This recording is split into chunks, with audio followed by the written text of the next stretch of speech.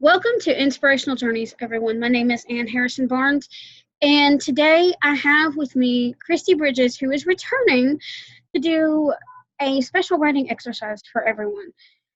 Kristi is an author and a devotional collaborator because she has other authors working with her to put together her devotions. And she also does devotions on YouTube and Facebook, and she has the One Moment Wiser podcast. Welcome back, Kristi. Hey, it's really nice to be here, Anne. And it's really nice to have you back. So today, like I said before, we're going to do a special writing exercise for everybody.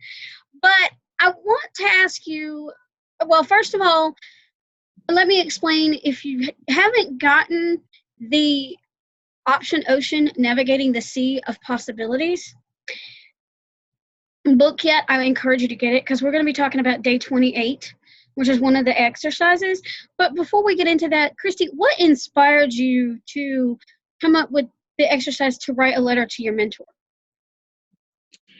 You know, when I chose the people that I wanted to write this book with me, I chose it. Let me just start from the beginning here. This is a devotional book that was originally designed for students who were graduating high school and about to step out into the world, or graduating college and about to step out into the world, to help guide them in finding careers that use their gifts and kept them inspired, and where God was actually leading them in a day-to-day way. And it's turned out to be useful for people of all ages who are going through that period where they're like, oh, I have so many options and I want something new, and they need to learn what God has put inside them and connect with him.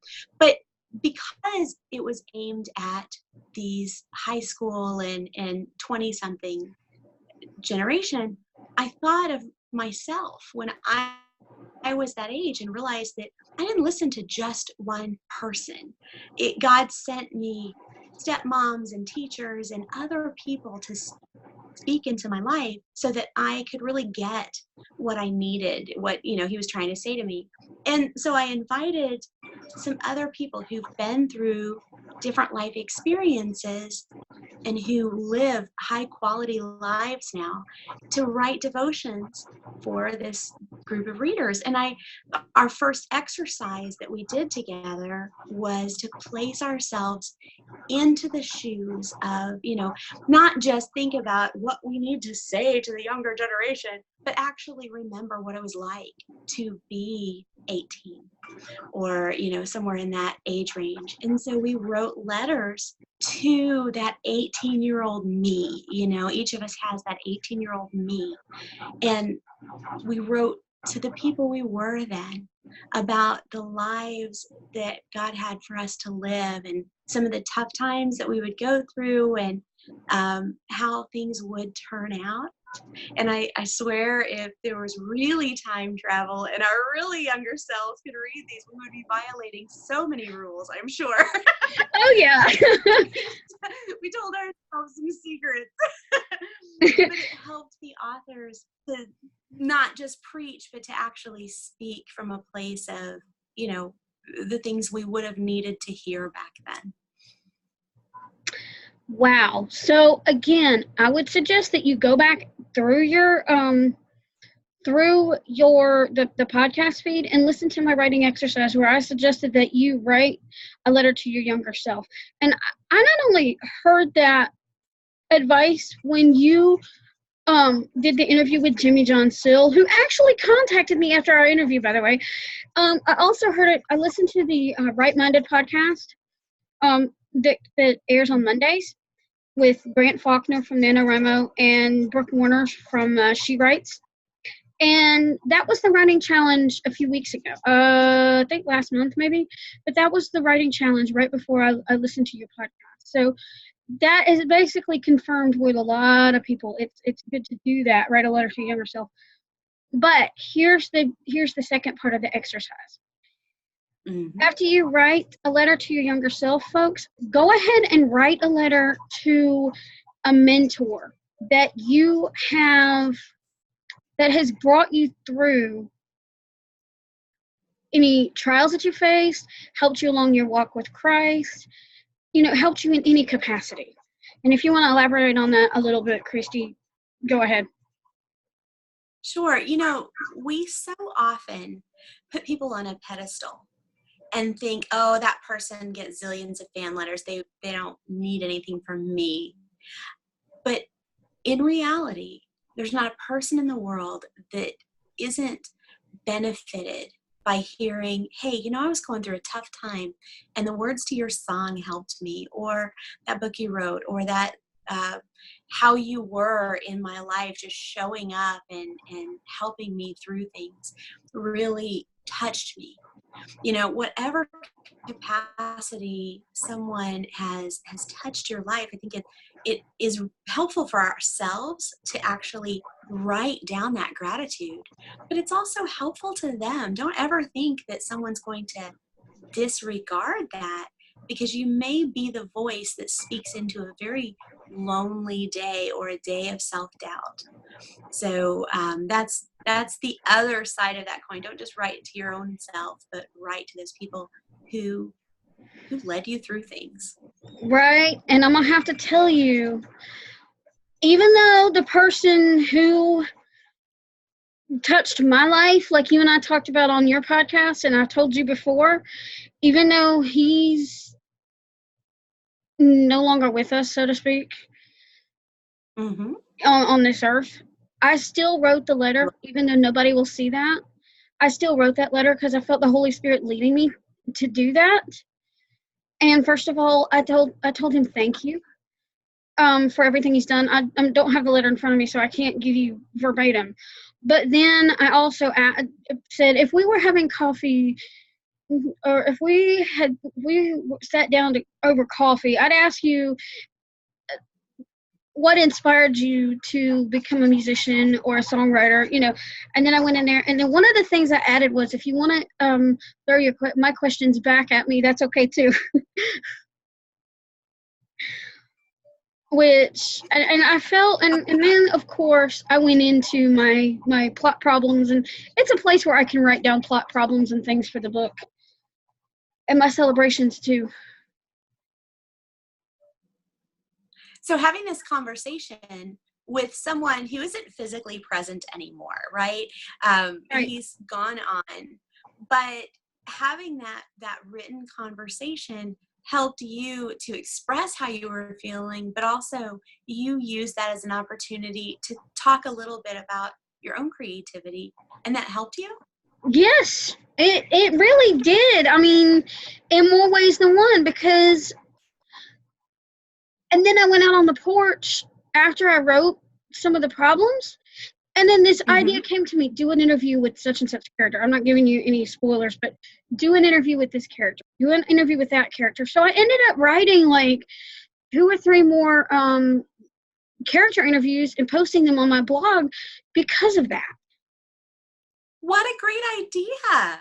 Yeah. So now you've gotten to know your characters a little better. The people who are reading your blog have gotten to know your characters a little better. Right. And that came to you because you open the door to conversation. When we satisfy ourselves with just thinking things and we don't write them out or speak them out, a lot of times we miss, because in our head, nothing is focused.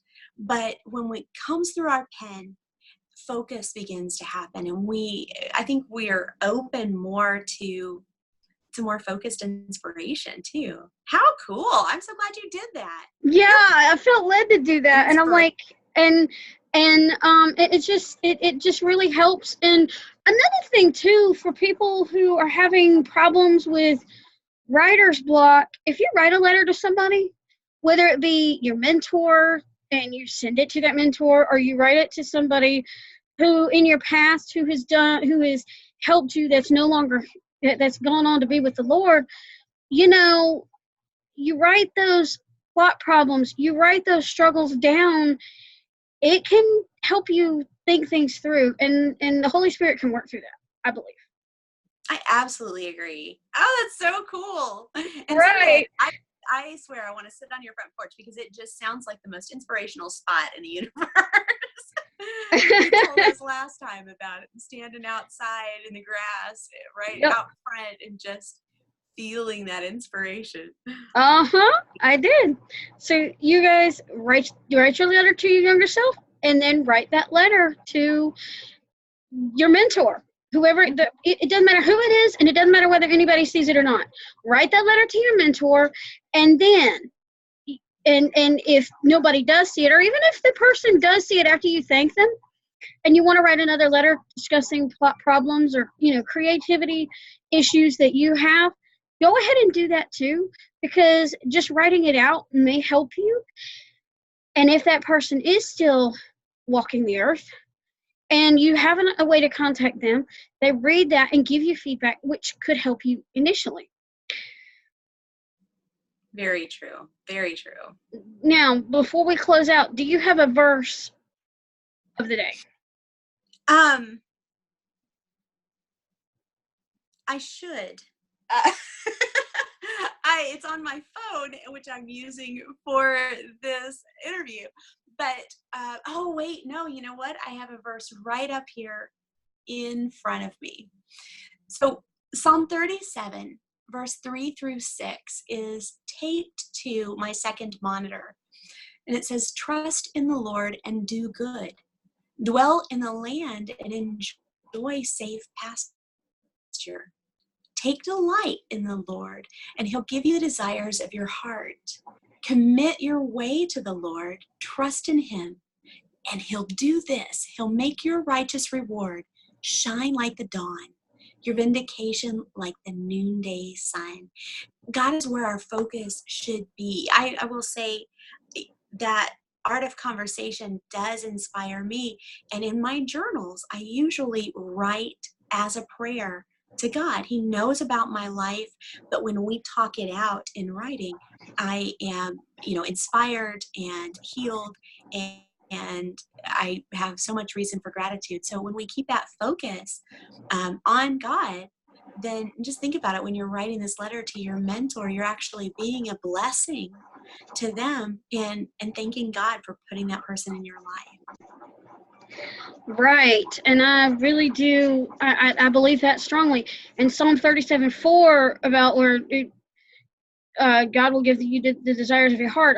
Like I said, I'm paraphrasing here, but that psalm I have read over and over and over. It's such a perfect verse. Our desires, we don't even know what they are, because we can want things without having the full picture, right? We don't know the impact they'll have or what we possibly could have. And when we delight in God, he gives us desires that we may not have even thought of yet. He gives us desires that really fulfill us and lead us forward. Right. So now that we've done our little exercise, would you like to close us out in prayer, Kristi? I would love to. And I just before we do, I want to say, expect to be surprised when you write the letter to yourself. There's one part of my letter to myself that makes me cry every time I read it. And apparently all it is the part where I say, 18-year-old me, I love you. But there's, I'm getting choked up again. There's just something inside me that needed to hear that. Mm-hmm. And so expect to be surprised. And so I'll just pray, Lord, thank you so much for these simple things that you give us to do that turn corners in our lives, that make us open up to more gratitude and more inspiration. Lord, I just pray for our listeners that you would show them how just a little act with a pen can make a big difference in their lives, and bless the people who have inspired us. Thank you for those people. In Jesus' name, amen. Amen. So we challenge you today to go out there and and read to get inspired. Write something inspiring and share your inspiration with the world. For when you've touched one life, you've touched 1,000. Thanks for joining us, and have a blessed day.